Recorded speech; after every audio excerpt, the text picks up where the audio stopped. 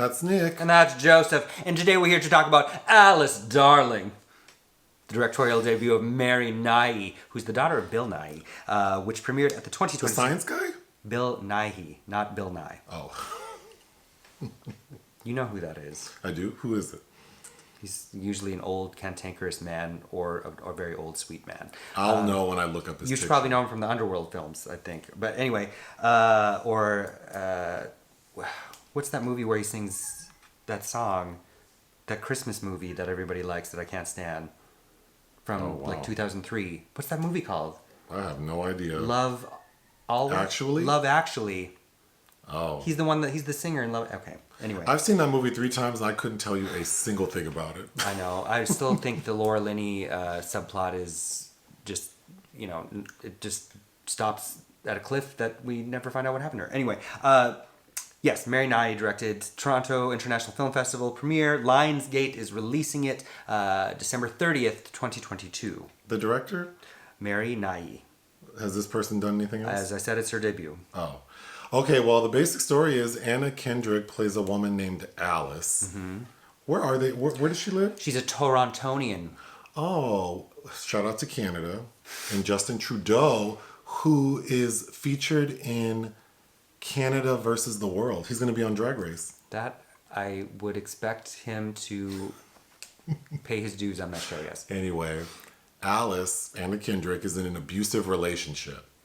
With Simon, played by Charlie Carrick. And she can't tell anyone, including her 2 best friends. So we see that she has planned a weekend trip with her friends to some cabin. And she had to orchestrate this big lie to her man, talking about she's going on a work trip. So she goes with her friends. And while she's gone, her man breaks into her email and sees that she's not on a work trip. She's out with her homegirls. So he goes, and things are a little weird. He spends the night. And the next day takes Alice back home. And as he's driving off, he stops not too far from the house. And when he stops, the 2 friends bust out the back window of his car, snatch Alice out, bring her back to the cabin. He drives off. And the final scene is Alice taking a dive into the lake and coming out, sort of metaphorically having seen the light. I don't know. She's a rebirth. Rebirth, the end. Potentially, yes. Go ahead. What do you think about this movie? I appreciate what it's exploring because it's very dialed down. It's very kind of minimalist, dealing with what could be construed as a psychological horror film, really. Something in the polar opposite direction that I, kind of had some issues with, but I think does maybe a little better job, albeit loquaciously, is Sarah Polley's Women Talking, where when you actually get women together talking and they're being honest and open with each other, the things that can be achieved and the help that can be provided. But so I like that, it opens and it feels very sinister and you're not quite sure what's going on. It's clear that she's preparing herself for him in a way, when she wakes up and he's very concerned with what she's eating and when she's eating and all of that. So when she wakes up in the morning, she goes and shaves her legs and puts on makeup. Yeah, but shaves her armpits and she has everything. So he won't criticize her. Perfect. And he's still very critical of her, and it turns out is kind of also gaslighting her. And he's this burgeoning artist who he has this exhibition and she invites her 2 friends with. We see them have drinks and he's blowing up her phone the whole time. She's like, I gotta go. But it's clear that the relationship with her friends, who I guess they're lifelong friends, but they seem like they would have forged a bond in undergrad or something. And it's clear that things are kind of tense between them, especially Alice and Tess. And then they're played by Kaniehtiio Horn, who she's a supporting role in Possessor, which we reviewed.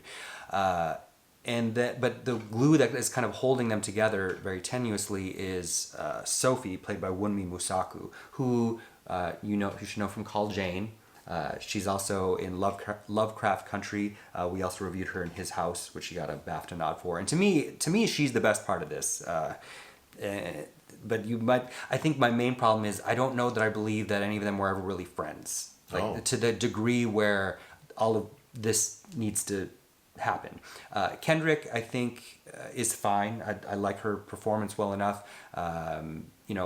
Every now and then I think she'll surprise me in something like Stowaway for instance, which I know we gave a very positive review for, but I think a lot of people didn't like that film. I don't know why, because I quite Because they couldn't believe that man would get stuck in the thing. And right. Well, you know, the suspension of disbelief sometimes just has to be. But I like that when it's made clear the degree of what he's done to her and how he's manipulated her. I think that does hit hard enough, and realizing that, you know, people can be presenting themselves right in front of you and you really have no idea what they're allowing themselves to happen. I think there's a very interesting sex scene when she's trying to exert power over him, and there are lots of interesting sequences that are nonverbal, I think, in this film, which I think it does well. It just so dialed down. I really was wishing for something just a little bit more.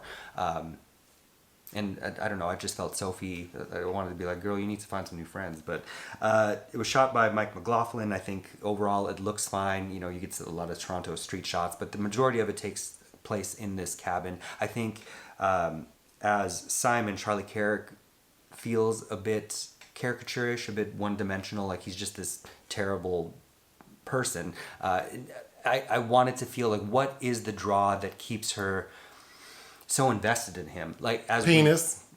Well, then I need to understand that somehow, because that's not made clear. When she's away from him, i.e. at that dinner, or, you know, holed up in this cabin when he thinks she's at a work meeting, she's sending him, you know, sexy photos. But the production that goes behind them is the saddest. It seems like she has Stockholm syndrome. Like, she's not very happy. She's not excited to do that, which I also found that kind of interesting. But you related to that? No, because when I do that, I'm very interested in doing that. But again, I think the non-subtle, the subtle non-verbal cues in the film tend to be the most interesting. And I felt like it could have had more of an ending. Like, so he just drives off, and then I don't get a sense that she's really in much of a better place. Like, where's she going to go after this? All her shit's at his house. And that's going to be a whole thing.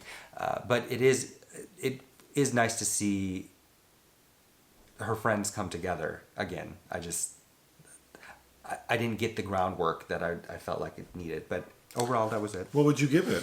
2.5. Anything else? No. Hit the thanks button. Listen to our podcast. Bye.